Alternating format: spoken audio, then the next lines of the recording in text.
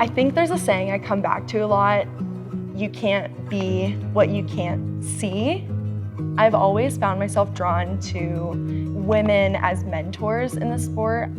There is just a difference in mentality and just the experience in the way that we walk through the world. So to know that there are as many women as men at this race, it does bring me a lot of comfort.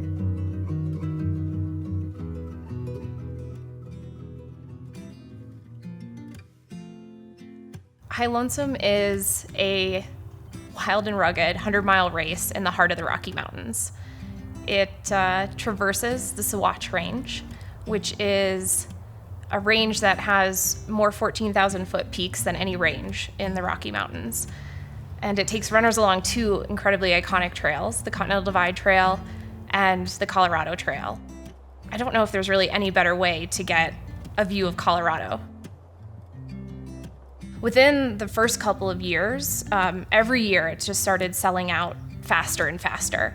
And that if we didn't put some policies in place, we knew we were going to be excluding people. And so when we started talking about needing a lottery and how we were going to do it, we knew that we needed to do something different.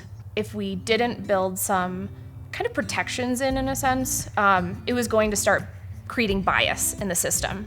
By creating this 50-50 lottery entrance, we're essentially saying we believe that women deserve to have an equal and equitable spot at the starting line. And at the same time, as we were growing so fast, we wanted to make sure we were making a race that was welcoming to everyone.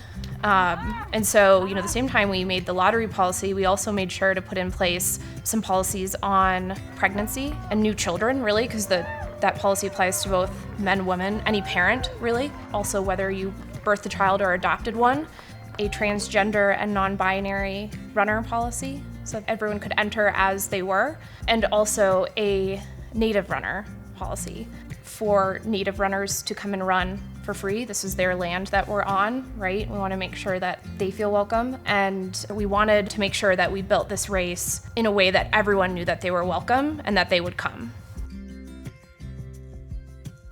More women in this sport means opportunity, it means growth, it means equity. Everyone deserves to have this experience, and the more women who see other women running, the more that'll keep going. It'll be a snowball effect. And that's the point, right? Is to get more women to the starting line, have them run their first 100-mile race, get them going, because then it'll just keep picking up, and hopefully get us to the place where we should be of as many women running as men.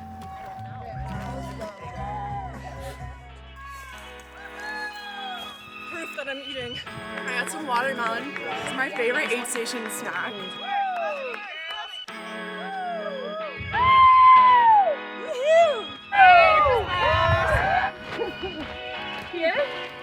My name is Max Smith. I am a full-time content creator. I am a doctorate student at CU Boulder, and I'm an ultra runner. And I'm here to run the High Lonesome 100.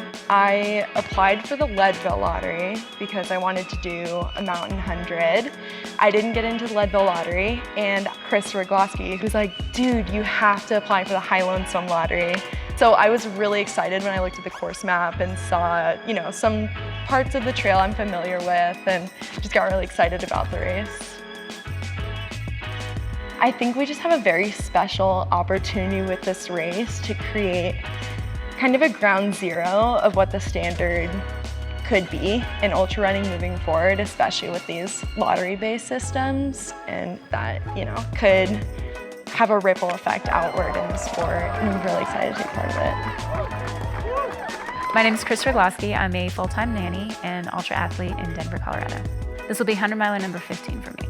High Lonesome is one that I've had my eye on for, I guess, really a year or two as I started looking into more of the bigger mountain ultras. Seeing pictures from High Lonesome and hearing from people that have done it and just kind of watching it over the past year or two. Like, that one looks like something I'd really like to do. I really like the 50-50 split between male and female runners. This actually encourages more women in the sport. I think we haven't seen women's potential in ultra running. I would like to see what women can do in the sport, and I think opening it up and requiring enough spots for women really enables women to get out there and do one of the hardest hundreds in the, in Colorado. The future of our sport, it isn't necessarily lotteries like ours, but it is races taking a good hard look at what they're doing and figuring out how to make them more for everyone. Every race is so different, and that's the beauty of it. You want races to be different. They have their own personalities, they kind of have their own micro communities, but in the larger ultra running community, I think what we're seeing is people just want a more diverse sport. And because it makes us all better. It makes us better to be around people who aren't like us, who aren't exactly cut from the same cloth, who are going to challenge us both physically and in our thought processes, right?